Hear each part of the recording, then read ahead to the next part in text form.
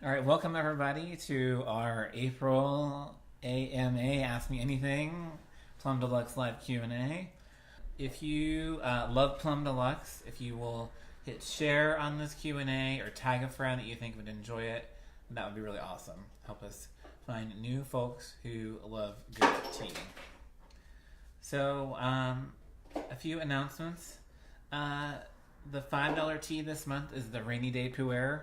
So if you haven't checked that out, that's a great opportunity to try it. It's like a sweet and spicy tea.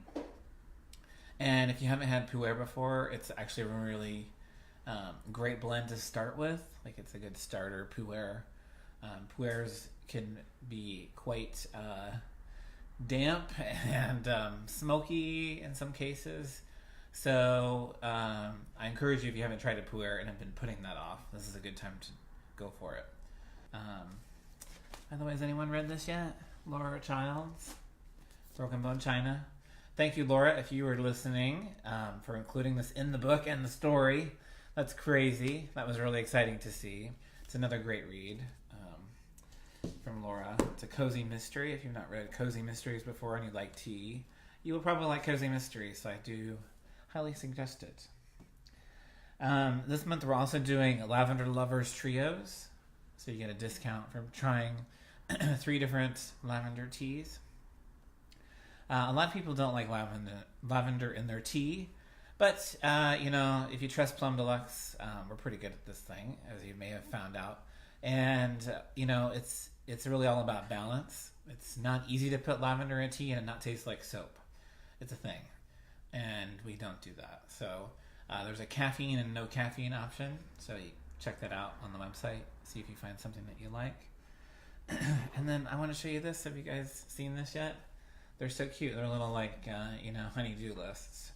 We've been wanting to experiment, especially with the accessories, and just try new things, explore, see what you guys are interested in. I know that everyone's really wanting mugs and teaware, teapots. They're coming. It's a lot harder than it looks because I have such high standards. I have high standards for the tea, and I have high standards for the accessories, so it just takes time. But these are super cute, and they've got magnets on the back, so they stick to by your desk, on your file cabinet, or on the refrigerator. So I know, aren't they? I think they're adorable. So they're in the accessories section. So if you want to grab one, they're like $4 or $5. I don't remember. Bookmarks. That's a good idea. Yeah, that would be a good idea. So, take a sip here. Don't forget, tag your friends if you have been wanting someone to learn more about Plum Deluxe. It's a great conversation starter with friends. Tag them in the comments so they can come say hi to us. It's a great way to learn, because we're going to hop into the questions now. Jamie, one of our team makers who just left, hi Jamie, said I should ask everyone who they think is going to die in the Game of Thrones. So if you want to have that discussion in the comments, you can do that. I am currently watching Once Upon a Time, which is a different Netflix series. It was on ABC, and loving it. I haven't done Game of Thrones. I watched one episode, and someone told me that there's a lot of people getting their heads cut off, and I found that to be true. So I never got into it. So, see, look, everybody's already got opinions on this. So, everyone. Oh, that's right, because it's the last season, right? I forgot. That's why people are talking about that. Yeah, I haven't gotten into it, so I don't know. I guess that means there's not going to be a Game of Thrones tea, because we've ran out of time. Or it would be weird to have a tea called Everyone's Dead. But you never know. I mean, weird things do happen. So, yeah, Allison. What do you watch, Allison, instead? Yeah, thank you. Yeah, Once is really fun. It's just entertainment. It's light entertainment. Okay, so let's hop into questions. Okay, 3 people, Rachel, Lisa, and Diane, have all asked, would you consider bringing back the housewarming blend for a limited time? It's so good and I almost ran out. Why don't we just bring it back for good? So, I'll just say it now. We'll bring it back for good. I can't promise. I won't promise a date because I might get in big trouble with Megan, who is in charge of our production team. But we'll just make it happen. How's that? Second question. You're welcome, Allison. Second question: are you still hiring? If so, any positions outside of Portland? We don't have anything outside of Portland. Well, I'm sorry. But what we really could use a hand with is if people want to write for the blog, especially things about tea parties and themed nights. Those are very popular, so we could always have some of those. So even if you just wanted to do a one-off, we would love to have you for that. We also pay for that, so you can get store credit or just get paid for it. So that's something to think about. Unfortunately, though, so many of our positions, at least as of late, are based here in Portland. So, yeah, that's a thing. Because we are both a seller and then a manufacturer, in certain terms, maker.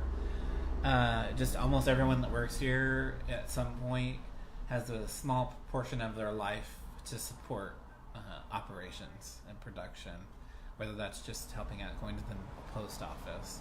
So that's why so many jobs are based here. It's just, unfortunately, or fortunately, depending on how you look at it, a fact of where we are right now. But that could change, you never know, East Coast office type thing. So you're welcome, Rachel. Okay. Next up. Yes, Carlene. I guess so. I should answer. So I should say, just get in touch with us. Kieran coordinates all the writers for the blog, but I also help decide, pick the things for each week. So just if you're a customer and just want to do something for the blog, send us an email. We'd love to hear from you. Okay, next up, for those of you in the Portland area, is it possible to visit and tour Plum Deluxe? I would love to see all of that tea. I'm sure you would like to see it too, but we don't have tours because we're stuffed to the rafters with tea and supplies. So yeah, it's just we operate with a food service safety standard and cleanliness, and so it's just not kind of a mix to have people in and out who aren't working in that environment. So and just the space, we just don't have the space for people coming in and out because we got deliveries going in and out also all day long. So unfortunately we don't have that option. We do have rights to a space that's like adjacent to me. Literally adjacent, that's why I say to our office, that we've considered for like having customer pickup area, and so then you can have a more interactive experience, but we don't have that quite yet. But Arian, yes, that is on the list. As you know, we've been doing more of a video, and so we wanted to do something like the life of a tea subscription box, or the life of a tea package sort of thing.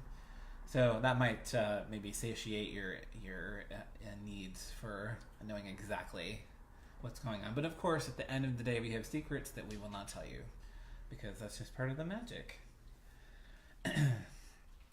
Okay, so thank you. That was Becky. Thank you for your question.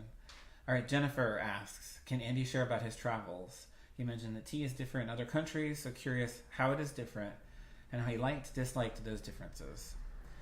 That's a good question. I'm very well traveled. I used to do it extensively for my previous career. So I've been kind of everywhere, so to speak.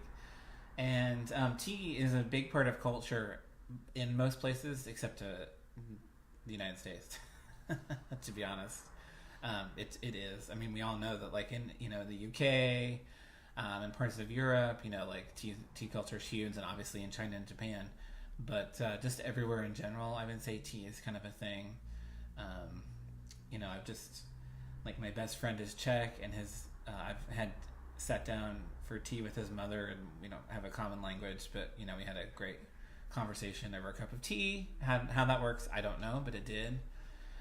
So I think the thing is, tea is kind of a connector wherever you go.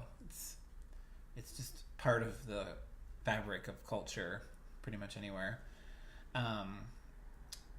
Dislikes and likes. There's nothing I didn't dislike. They're all just so different. I just think it's really fascinating. It's a great way to learn about a culture.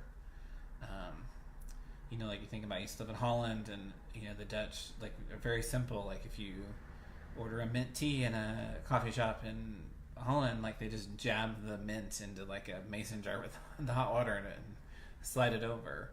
But then Britain, you've got the really malty breakfast tea, and you've got milk and sugar and all the other things in there. So they're just completely different, and so it's quite a fascinating thing to learn and understand and read about. So yeah, that's I think that could be a whole episode, a whole like about tea around the world episode, Jennifer. So hopefully that gives you a little kind of insight as to how I think about it. It also is important. I know there's another question in here, but like, where do the things that we sell, where do those ideas come from? Well, I know of a lot of things that are very popular in other places, and they don't exist here. And so a lot of those things have been part of how I think about tea. Okay, Kathleen asks, how do you join the tea exchange? Such a fun idea. Love seeing all the interesting goodies. Kathleen, that's a great question. So if you are a customer, whether you have a subscription or just purchase from the store, you can have access to our Facebook group. And in there, people post a couple different things. People are doing swaps where they have teas that they didn't want, or aren't drinking enough of and want to switch it around. So you can do a quick swap here and there. If you are posting swaps in the group, just a quick admin reminder: if the items are taken, please take down the post. Helps us out a lot. But then there's our people. I know Anne. I don't know if Anne is here. Organized like an Easter swap. So you could organize one for yourself, Kathleen. Just pick a theme, something interesting. It doesn't have to be complicated, and throw it out there. I'm sure you'll get some takers. Plum Deluxe coordinates official swaps about 4 times a year. So like Secret Santa is always one, and then the others I pick just themes. So like the most recent one was the good luck and good fortune, and I just think the themes are fun. They're just a way to think about it differently. It's not to over engineer the process or anything. It's just fun. That's all. So just keep an eye out in the Facebook group, and start your own if you're really excited about one, because since we just had one, there won't be another Plum Deluxe one for a couple of months, so I'm sure you'll have some takers. Okay, and then Kaylee was asking, and we just talked about this a little bit earlier, where does the inspiration for the flavors come from? Is it spontaneous, or do you usually have trials and errors along the way? Well, trials and errors are part of life, so yes. Inspiration comes from a lot of different places. Food, I would say, is a big part of my life. So, I know that there's a tea club blend that's based on a cocktail I had in Tokyo, Japan, many moons ago. So that's a kind of a good example of just a random thing, something that I would never have thought of or even thought was kind of a thing. So food, very often times, things I've seen, on the road, out and about. I also spend a lot of time just thinking about like what could be interesting. Because the thing is, right, a lot of times you have ideas about something and you think, oh, that would be awful, or that would be amazing, and you actually don't know until you try it, because it could be the opposite one. So, oh yes, the spin-off postcard group too. There's all sorts of groups, like it's your community, so make it what you want. Let's see. So, inspiration from flavors, is it spontaneous? Structured spontaneity, I would say, and then trials and errors for sure. There's plenty of things that don't work. Or sometimes we just in the new tea releases for the spring, I was having a terrible time with that blackberry mojito. I knew that was the thing, couldn't get it to work, shelved it, and then found my notes later and was like, oh, like I realized what I'm doing wrong here. So sometimes things just, it's not the right time. All right. Annie asks, I noticed that the tea leaf forecast and tea party of the month pages haven't been updated in quite a while. I'm just wondering if this has been discontinued or if there are any other pages plans for the Plum Deluxe members area in the future. So the tea parties are now over on the blog instead because they're so popular. We just decided to simplify, and so whenever there's a new one, we just post it on the main blog instead. So you'll find all of those over there now. As for the tea leaf forecasts, just not enough people were interested. If we would go back and look at the stats, maybe like 10 people had looked at it, even if it was promoted on Instagram and mentioned in the members newsletter. They're just a lot of work, and if only a handful of people are going to enjoy them, unfortunately it just doesn't make sense. We'd rather put that effort into things that people are enjoying, like getting the teas out earlier in the month, or thinking of more time working on the flavors that we feature, or working on new perks and benefits that will be more popular. So that's why those aren't being updated anymore. But you can find the parties on the blog. Carrie Chapin, hi, how are you? No pressure, but hi. I miss you. Okay, can we expect Victorian Garden Grey to make a comeback in June for Earl Grey month? Yes, it's definitely on the list. This was a question from Rachel, but I know 4 or 5 other people have asked for it. So Victorian Garden Grey was in the Victorian plum box. I've completely lost my mind as to the flavors. I think it was floral Earl Grey. I can't remember which florals. It will be there for June for sure. So, Rachel, that's like 5 weeks away, 6 weeks away. So ration carefully. So Jenny asks, Andy, did you go to school to learn all your magic tea blends, or are you just naturally gifted? Naturally gifted. No. In all seriousness, I had a mentor that helped me get started, and then just wandered the path along the way. And part of what makes me successful is that I don't come from a very rigid background of how things should be in this industry, and so I do things that people think aren't possible or that you're not supposed to do. Combining flavors, for example, or just putting things like gratitude on the label. Like, nobody told me you couldn't do it, so I'm going to do it. And so I find, like, when I went to the Tea Expo for the first time, and I was looking at the classes, I thought, I already know all this stuff. Like, this is kind of, it's not where I'm headed. And there wasn't anything that some of the things, like, especially the technical aspects of production work may have been helpful.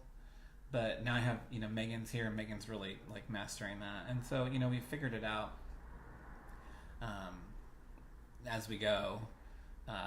Maybe we could have gotten there a little faster, but we definitely wouldn't have the magical part. I feel like that's maybe the answer to the question. But yeah, just, interested and willing to take the time to learn on the way. And let's face it, this is 2019. The best way in 2019 to get good at things is to try and do them. We don't live in an era where going to school for decades is, like, usually the best option. I mean, maybe if you're going to be a brain surgeon, yeah, some schooling might be a great idea. But, for a lot of things, computers and making things, those are all easily learned on the job, on the road, on the go. So that's my thoughts about that. Let's see. I'm almost through my questions, Karen. So in 2018, there were some podcasts by Andy after the Tea of the Month was released. Any plans to resume these? Diane. Hi, Diane. I hope you're here. If you're not, we miss you. Again, same thing. We would publish the podcasts and find, maybe 15 people had listened to them. These were little 10-minute MP3 snippets that just had a little more of the story about the tea. Just not enough people would engage. We'd post them in the Facebook group, we'd put them in the newsletter. It just wasn't really happening. So unfortunately, we have to, kind of adjust and put our efforts as to where people are, responding the most. So it's not that I don't want to do them. It's just, we constantly trying to evolve our approach to engage all of our members as the most as possible. And with thousands of people and 10, 15 people engaging, it's just not enough. Hence why we're here today, behind the camera, trying something new, having a conversation like this. So, speak up if there's things that you guys feel like, you want to fight for, if you really feel like those are important to the experience, or they're important to you and you want to, campaign for them, hint, hint, campaign season type thing, then, start a discussion about it and just see what other people have to say. Maybe there's a way we can do it that doesn't take so much effort from the team, or publish them in a different way that's more accessible. I'm all ears, because this is, we're doing this all together. So there's the answer to your cue. They're being listened to enough.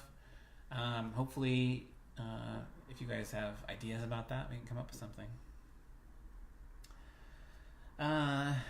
Aaron asks, are there ever any blends based on literary favorites? Smiley face emoji. Could there be? Question mark. That's a good one. I'm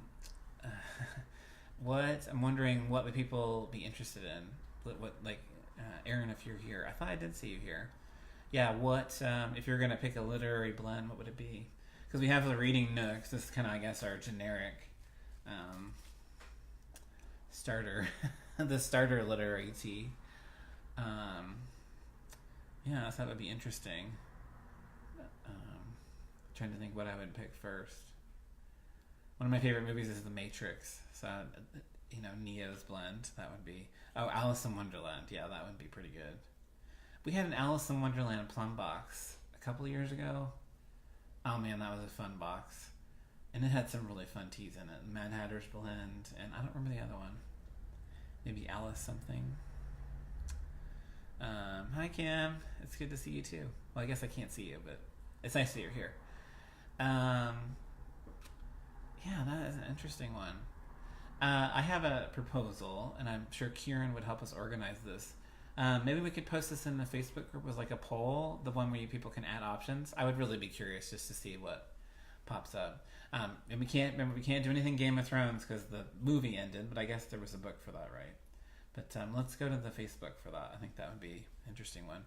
Pride and Prejudice. Misa, yeah, I would totally do the sci-fi teas. That would be, if I had another 40 hours in the week, I would do that. Big sci-fi fan. Okay. Kara asks, what's up with pirate ship? So if you haven't noticed, we've been starting to roll out shipping notifications. We didn't used to have those before. Or you would get a notification if you've ordered from the store, but it didn't have like the tracking link. And so we've now got it all set up for sending those out automated. And then the last 2 months, for those of you with subscriptions, as you know, there's no notification at all. Batches of people have been getting notifications on with the tracking links. So the difficulty for us has been nobody does this for a company of our size, and we're not even like enormous, huge. It's not like we're Home Depot trying to send out like tracking links. We're just trying to send out like tracking links for like a few thousand people. That's it. The software just doesn't do it. Like, I don't understand. This seems to be, went to school for computer science. It seems to me like a thing that should exist, and it doesn't. But the pirates have cordoned on to this issue, and they have a system called Pirate Ship that does it. So it handles our big batches, because when we ship out the subscriptions, the smallest batch size is like 400 people, and there's several different batches, and so we need certain kind of technology to handle all that. And so the pirates have figured it out. The one thing that the pirates have not been successful with, so they handle making the labels. So basically we tell the pirates, hey, Leah and Aaron and Misa and Kim all need their tea, and makes the label and then sends it to our printer, and we, bam, bam, bam, print out all these labels. What the pirates have not figured out is how to get UPS to put the names of, because other people use their software too, is to put the names of the different companies onto the tracking link. So they all say pirate ship right now. We didn't know this at first. I mean, it just didn't occur to me that it would be a thing, but it's a thing. And it seems like everybody's actually kind of enjoyed it. So, I guess it's just one of those little funny things. But like if you ordered from another company that also uses them, it would say pirate ship as well. They're working on it, but if you have ever dealt with the post office, you will appreciate that this kind of thing could take, years. Like we're talking glaciers will melt before it's changed. So we're really more focused just on getting everybody on board so everybody will have a notification, and that notifications are going out at the right time and all that stuff. So in addition to, some of you may have noticed we're shipping earlier in the month by a couple days, and we're also just, making sure that we get through faster, less errors. So it's just all the things. But Cara, to answer the question that you didn't ask, pirates are not shipping our tea. They're just printing the labels. How's that? You're welcome. So, okay, Misa, this is one from you. So when you're creating new teas, do you plan for people to have them plain, or do you envision people adding milk, sugar, honey, whatever ahead of time? ? So this is a good question. So to me, it's really important that a tea be enjoyable plain. Now that's not to say that obviously some teas are just amazing with a little something. Like let's think of two of my favorites: the toasted nut brulee oolong and the porch sipping pecan. Because I really do like nut teas. Let's be honest, they're amazing. The pecan tea is great. It's like so good. But if you add a little bit of just like the tiniest pinch of a sweetener, it's just like incredible. So there's nothing wrong with either scenario. But the thing is, most people are going to try their tea without anything first, and so that's what really you focus on. That's what I focus on. That's like 99% important to me. Obviously, there's just certain kinds of teas, like heavy breakfast black teas, are great with milk and sugar. I lived in Britain 5 years, so it definitely wore off on me. That's a great combination. There's a lot of things that curdle the milk. And we're actually going to put based on popular request, a blog post up really soon with a list of all the things in tea that curdles milk, so that people will remember. Because sometimes there's just like this, one little thing that you forget, and then you're like, oh man, like curdled the milk. So, and then we just have so many diabetics, people watching their weight. The tea needs to be great without sweetener. Period. I mean, that's just if you're having to dump a lot of stuff into it, then I think we've not done a great job. So that's the answer to your cue. Yes, and Rachel mentions about pirate ships. If you have informed delivery with USPS, that's also great. It's free. You can sign up on their website, usps.com. Let's see if I have any other questions. Hi, Anna. Hope all is well in Seattle. I think we've covered them all.